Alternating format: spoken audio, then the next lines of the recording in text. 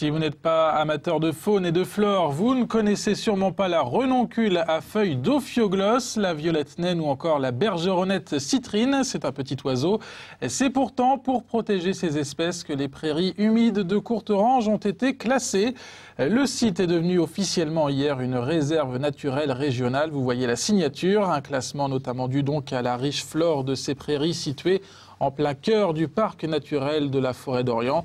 En 2010, la région va attribuer 24 000 € à l'entretien des milieux, à la mise en place de la signalétique ou encore au recrutement d'un garde animateur. Cyril Tavernet s'est rendu à Courterange.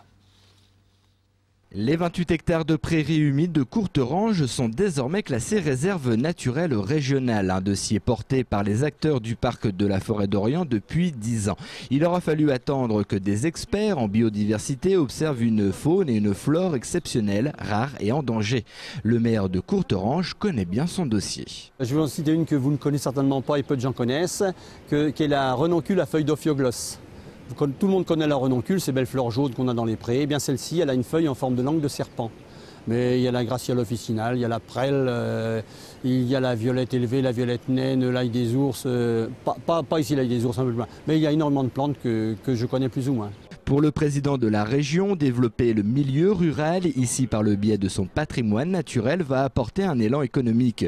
Hier, Jean-Paul Bachy inaugurait ces prairies et a apporté une dotation de 1 600 000 € pour le contrat de parc 2010-2012. Le fait de disposer d'espaces préservés et d'aménager ces espaces à la fois en fonction de techniques modernes que la population doit avoir, de proximité de services, de zones d'activité pour des artisans ou des petites et moyennes entreprises, ça n'est pas incompatible avec la préservation de l'environnement. Là où en fait les investisseurs s'installent, là où les populations se fixent, là où l'on fonde des familles, c'est là où il fait bon vivre.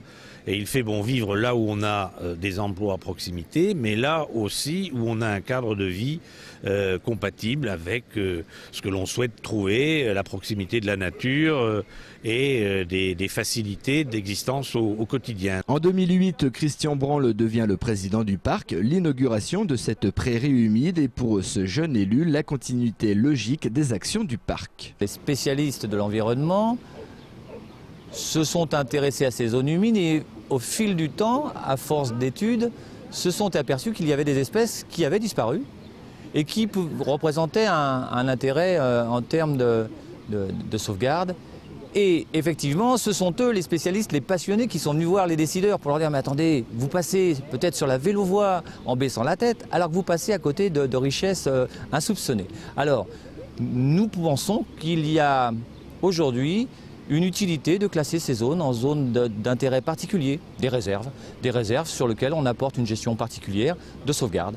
Voilà, donc ça fait partie intégrante des missions d'un parc. Le parc a signé une convention pour 10 ans avec la région. Avec ce soutien financier, Christian Branle compte bien construire une maison du patrimoine naturel d'un coût de 600 000 €. Cette dernière sera à Courterange.